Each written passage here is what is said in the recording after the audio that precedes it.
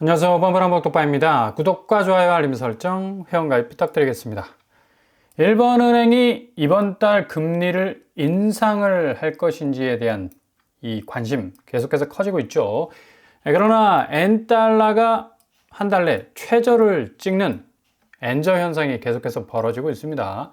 이렇게 되면 일본 중앙은행은 기준금리를 계속해서 0.25% 정도로 지금 유지하고 있는 상황인데 다시 인상할 가능성이 높죠.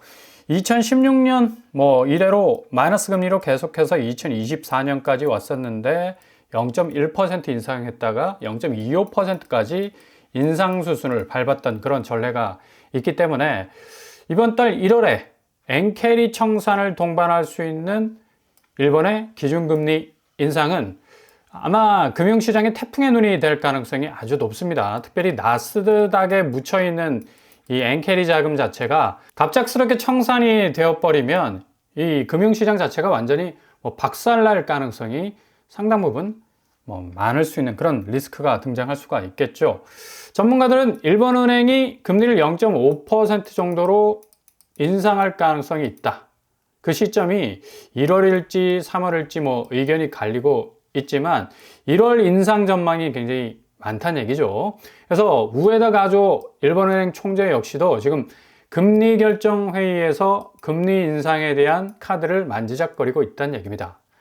엔캐리 트레이드 청산 위험은 결국 금융시장, 나스닥 시장뿐만 아니라 비트코인, 가상화폐 시장까지 칠 수 있는 이 변동성 유발에 대한 어떤 시그널을 계속 보이고 있다는 얘기죠.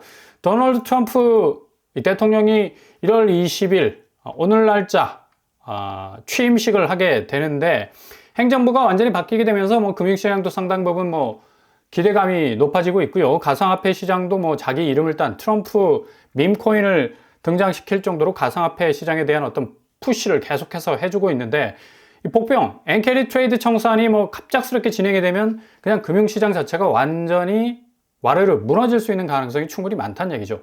달러 대비 엔화값 역시도 계속해서 떨어지는 그런 추세에서 살짝 올라와 있는 그런 궤적으로 가고 있지만 여전히 하향 궤적으로 갈 수 있는 가능성이 크다라는 내적인 판단이 계속적으로 나올 수밖에 없는 거고요. 결국 그렇게 공고하게 20% 이상씩 상승분을 찍었던 나스닥도 위험하다라는 그런 신호가 깜빡깜빡 들어오고 있습니다. 그러나 트럼프 행정부가 본격적으로 출발을 했기 때문에 이 부분은 컨트롤이 될 듯합니다.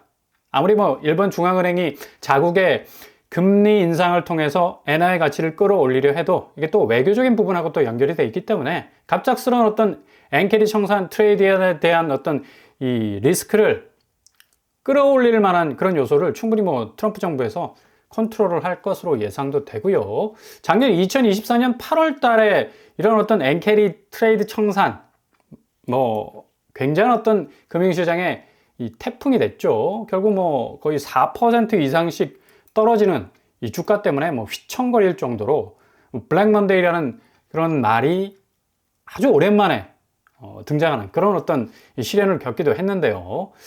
아마도 이 엔캐리 청산 확대 우려는 1월 달에 금융시장을 한번 긁고 갈 수 있는 그런 아주 위험한 요소가 될 수가 있겠습니다. 그럼에도 불구하고 이제 새로운 정부의 출범으로 인해서 미국 시장은 여전히 1.51% 정도 지금 상승하는 추세고요. 아마도 오늘 한국 시간으로 1월 21일 새벽 2시에 취임식이 진행이 되기 때문에 미국장은 불장이 될 가능성도 크고 조금 더 관망해보자 라는 식으로 보합으로 머물 가능성도 높은데 아마도 이 단계에서는 조금 더 치고 올라갈 가능성이 높겠죠.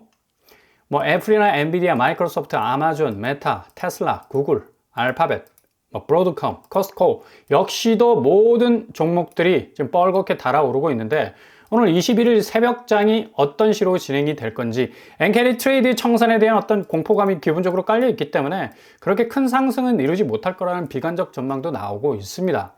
특정 종목에 대한 어떤 기대감도 지금 팽배해져 있는데 특히 한국 사람들이 양자 컴퓨팅에 대한 어떤 종목 상당 부분 3조에서 4조 정도로 투자를 할 정도로 몰빵을 하는 그런 경향이 있었죠. 근데 이게 거의 엇갈리는 기술 전망 때문에 50% 정도 반토막이 났었던 2주 전에 악몽이 있었습니다. 그것은 바로 실용화 시점인데 엔비디아에서 무려 한 30년 이상이 걸릴 거다 라는 어떤 젠슨 황의 폭탄 발언 때문에 그냥 휘청거리는 모습을 보여줬는데 뭐 바로 그 다음날 마이크로소프트가 IT 기업 리더로서 앞으로 양자 기술은 빠른 시일 내에 현실화되고 올 한 해 가장 주목받는 분야가 될 것이라는 어떤 발언을 내놨기 때문에 다시 반등하는 어떤 그런 모습도 보였죠. 이런 어떤 의미 때문에 뭐 아이온큐가 뭐 32% 다시 급등하는 반등하는 어떤 모습을 보였고, 무엇보다 젠슨 황이 양자 컴퓨팅 기술에 대해서는 긍정적이지만 이 실용화 단계는 조금 미지수라는 사인을 보냈기 때문에 좀 엇갈리는 전망 때문에 상당 부분 주가가 올라갈 것이냐 내려갈 것이냐 갈림길에 지금 서 있는데, 아마도 미국 나스닥 금융시장의 전체적인 어떤 분위기가 업된다면 이것도 아마 묻어서 갈 가능성이 굉장히 높습니다. 우리 한국 코스피 뭐 1월 달에 이런 나스닥 시장의 어떤 훈풍을 좀 받아서 대반전이 일어나지 않는가 라는 어떤 뭐 전망도 지금 쏟아지고 있는데, 공포의 어떤 매도 폭탄이 쏟아지나 했더니 1월달 살짝 오르는 느낌을 주고 있습니다. 코스피 코스닥 수익률이 올 들어 글로벌 1, 2위를 차지하고 있는데 이게 첫 끝발이 개끝발이 되면 안 되죠. 그만큼 지금 한국 금융시장 장세도 굉장히 좀 어려운 지금 처지에 있습니다. 꼴찌였던 작년과 지금 정반대 지금 코스로 가고 있는데, 그러나 또 오늘 뭐 장세를 보면 그렇게 장기적으로 이 핑크빛 전망을 내놓기에는 조금 한계가 있을 수 있다라고 볼 수가 있고요. 코스피 지수의 1월 대반등, 그러나 너무나 머나먼 정글이다. 갈 길이 굉장히 멀죠. 그리고 그 길은 대로가 아니라 가시밭길이 될 가능성이 상당히 높다 라고 전망을 해볼 수가 있겠습니다. 오늘 코스피 지수는 2500선을 지금 뚫고 있는데 뭐 마이너스 0.03% 하락분을 보이고 있네요. 여전히 외국인 지수가 1800억 정도 빠지고 있고 개인과 기관이 사고 있는데, 역시 이 해외 자본 유출은 지금 코스피 시장에서 가장 먼저 해결해야 할 뭐 절체절명의 숙제라고 볼 수가 있겠습니다. 이렇게 금융시장에서 자본이 계속해서 빠져나간다면 결국 뭐 한국 경제 전반적인 이 외자 부분에서의 유출이 상당 부분 심각하게 진행이 될 수 있을 가능성 높고요. 당연히 부동산 시장은 뭐 치명적인 영향을 받을 수밖에 없겠죠. 이게 외자가 빠져나간다는 것은 그만큼 자국 통화 가치가 떨어지기 때문에 뭐 원화에 몰빵하지 않고 당연히 달러에 몰빵할 수밖에 없는 겁니다. 그러니까 하늘이 기준금리 동결할 수밖에 없죠. 계속해서 금리를 경기 부양을 위해서 내리면 이게 원화 가치 자체가 떨어질 수밖에 없어요. 달러가 가뜩이나 초강세인데 당연히 모든 자본이 달러로 갈 수밖에 없겠죠. 한은의 어떤 궁여지책인데, 이런 의미 때문에 기준금리 동결했는데 그 누가 뭐 고금리에 집을 살 수 있겠습니까? 부동산 시장 찬바람이 쌩쌩 불 수밖에 없는 거고, 고환율, 불확실성 등 주요 요인에 의해서 부동산 시장은 관망세, 뭐 긍정적인 어떤 의미에서 관망세지 지금 뭐 관망세를 넘어섰거든요. 거의 뭐 손절에 가까운, 많은 사람들이 부동산 시장의 어떤 수익성이나 부동산 시장에 대한 어떤 가치, 미래성 굉장히 좀 비관적으로 보는 어떤 분위기가 확산이 되고 있는 그런 셈이죠. 널뛰는 환율 탓에 기준금리는 동결됐고 더 뭐 안개 속으로 들어갈 수밖에 없는 부동산인데, 서울만 지금 간신히 버티고 있습니다. 영남권은 뭐 하락세 계속 지속이 되고 있고, 전체적으로 지방 아파트들은 뭐 어디까지 떨어질 것인가라는 물음표가 생길 정도로 계속해서 지하실문을 개방을 하고 있는데, 서울도 이렇게 간신히 버티고 있는 시점도 어느 정도 마이너스로 깨질 가능성 굉장히 크다고 봐야죠. 이런 어떤 의미에서 서울의 거래가를 보면 지금 상급지, 마포구, 강동구, 강남구 뭐 2억 정도 일주일 상간에 떨어지는 추세 보이고 있고요. 중급지, 성북구 역시도 마찬가지. 중하급지라 불리는 노원구, 구로구 역시도 지금 계속해서 하락해 가고 있는 모습 보이고 있습니다. 이렇게 서울의 상, 중, 하급지까지도 동시다발적으로 집값이 아래로 움직이는 건 굉장히 이례적인 일입니다. 부동산 자본이 결국은 끊임없이 탈출 루트를 잡고 있다는 얘기입니다. 그리고 확실한 어떤 그 루트를 향해서 빠져나가고 있죠. 집주인 같은 경우는 지금 걸쳐있는 이 호가세가 전혀 뭐 매수세가 물 생각을 안 하니까 이제 호가세 내릴 수밖에 없거든요. 특별히 1월 20일 이후로 기점으로 해서 부동산 시장은 더욱 위축될 가능성 상당히 높아요. 미국의 이 금융의 대변화와 무역 환경의 확실한 어떤 변화 때문에 한국 경제에 엄청난 뭐 영향을 받을 수밖에 없고, 금리와 환율 부분은 이건 뭐 어떻게 장담할 부분이 없습니다. 굉장히 비관적인 어떤 전망들이 쏟아져 나올 수밖에 없는데 부동산 쪽으로 자본이 흘러들어갈 여유가 없다는 거고 기존에 묻혀있는 자본들 다 뽀개서 돼지 저금통 깨서 빠져나올 궁리를 지금 할 수밖에 없는 거고요. 설거지할 일이 있습니까? 이렇게 고점에 물린 아파트 가격 계속해서 떨어질 수밖에 없는데 자산 가치의 대하락이라는 공포가 지금 쫙 깔려 있는 상태에서는 자본 유입이 안 된다는 얘기예요. 결국은 뭐 미국 증시나 가상화폐 쪽으로 혹은 국채 투자 쪽으로 금융시장 쪽으로 탈출 루트를 제대로 잡았다는 얘기죠. 지금 이런 의미에서 트럼프가 뭐 집권하자마자 자신의 이름을 딴 트럼프 코인 발행에 지금 가장 잘 나갔던 리플이 뭐 2.9% 정도, 10% 정도 폭락하는 그런 모습을 보이고 있지 않습니까? 그 정도로 지금 가상화폐 쪽으로 아주 예민하게 흐르는 자본의 흐름을 볼 수가 있어요. 근데 리플은 뭐 떨어져도 뭐 워낙에 단단한 코인이기 때문에 4,400원에서 4,600원 사이에서 왔다 갔다 하는 그런 어떤 추이를 보이고 있죠.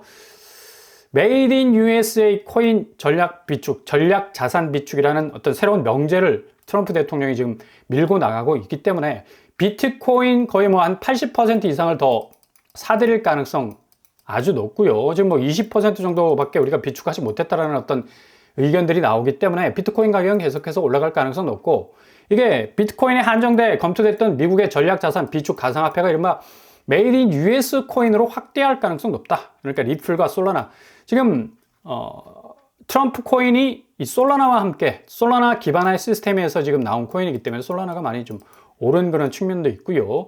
리플이나 또 스테이블 코인 계열의 그런 어떤 가상화폐가 상당 부분 단단하게 치고 나올 가능성 아주 높다는 얘기죠. 이런 의미에서 뭐 보자면 이 트럼프 취임 하루 앞둔 시점에서는 비트코인이 살짝 조정기를 겪고 있고 이더리움 역시도 마찬가지고요. 리플도 역시 마찬가지. 솔라나가 지금 트럼프 민코인 때문에 좀 바짝 올랐었는데 좀 빠졌네요. 그리고 도지코인 역시도 뭐 민코인 중에는 대장주의 역할을 계속해서 해나가고 있습니다.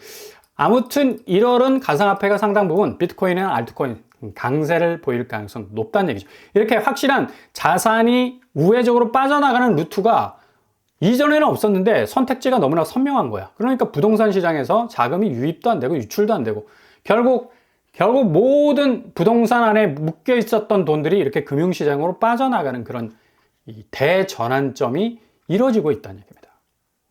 그렇다면 부동산 시장의 자본이 언제까지 빠질까? 지금 고점에 물려있는 집값 빠지지 않으면 절대로 이 행렬은 멈추지 않을 겁니다. 계속적으로 빠져나갈 거예요. 결국 시장에서 자본이 빠져나가면 가치는 뚝 떨어질 수밖에 없거든요. 집값이 제대로 매수자들의 기대치만큼 내려와야 이 자본 유출 현상이 사라질 수가 있겠고 지금 금리도 마찬가지로 환율을 뭐 동반한 어떤 금리 고금리 현상은 이것도 해결되지 않으면 부동산 시장엔 미래가 없다라고 뭐 단적으로 말씀을 드릴 수가 있습니다. 지금 뭐 서울 아파트 분양가가 평당 뭐 4,409만 원 전월 대비 6% 정도 빠졌다고 하는데 이거 너무 올랐잖아요. 신축 분양에서. 그죠? 분양가 떨어졌다고 했는데 겨우 뭐 300만 원 하락하는 그런 어떤 추세를 보이고 있습니다. 결국은 이건 두 가지로 해석을 할 수가 있어요. 아무리 분양가가 내린다 해도 너무 올랐기 때문에 떨어져도 떨어진 표가 안 난다. 또 두 번째, 분양가가 그렇게 고점에 올랐었는데 결국은 구축 매매가가 떨어지니까 분양가도 떨어지네? 라는 두 가지 해석을 볼 수가 있다는 얘기죠.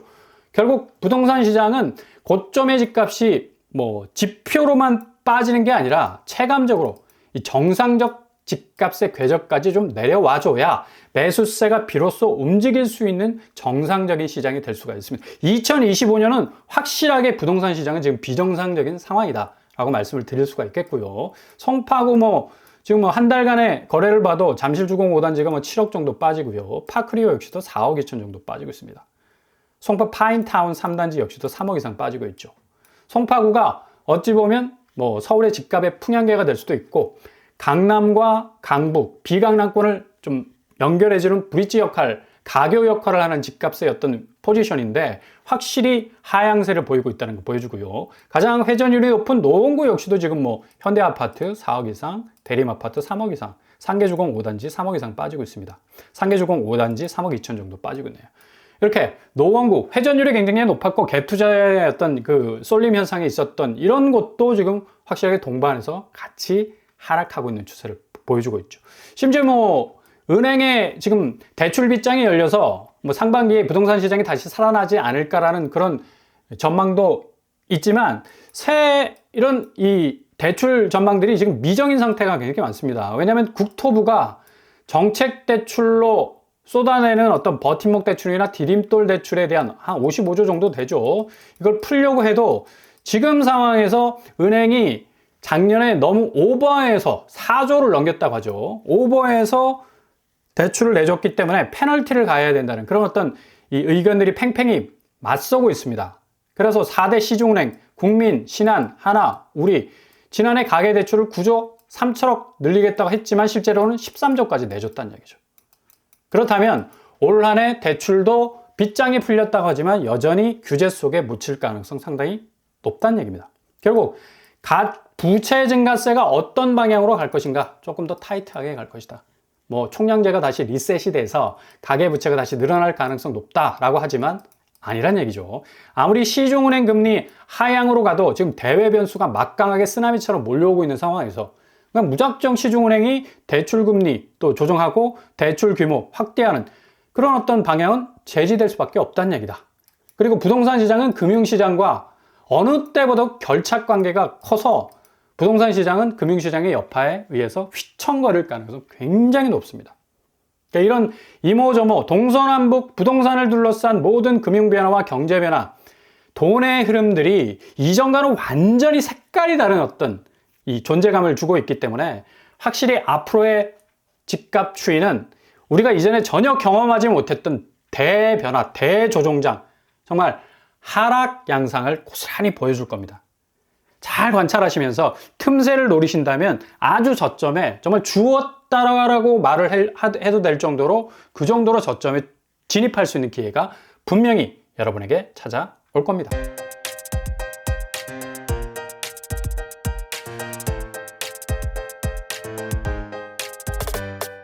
오늘의 부동산 캐릭터처 정말 앞으로 이 부동산 시장 어떻게 될 것인가 1월 21일 새벽 2시에 트럼프 행정부가 출발하게 되면 본격적인 무역 환경의 변화 또 경제 펀더멘털의 이 내구력이 어느 정도 버텨줄 것인가 환율 부분도 있고요 금리 부분도 있고 여러모로 지금 금융 환경이 급변하게 되는 그런 추세인데 지금 어느 때보다도 부동산 시장이 금융시장하고 결착력이 굉장히 커졌습니다. 앞으로 이 부동산의 이 고점의 가격들이 상당 부분 대조정기를 맞을 가능성 굉장히 높다는 얘기죠. 잘 지켜보시면서 골든타임 잡을 수 있길 바랍니다. 오늘도 응원합니다. 항상 여러분의 길이 꽃길만 되실 수 있길 바랍니다. 이상으로 번번한 목독방을 마치겠습니다. 구독과 좋아요 부탁드립니다. 감사합니다.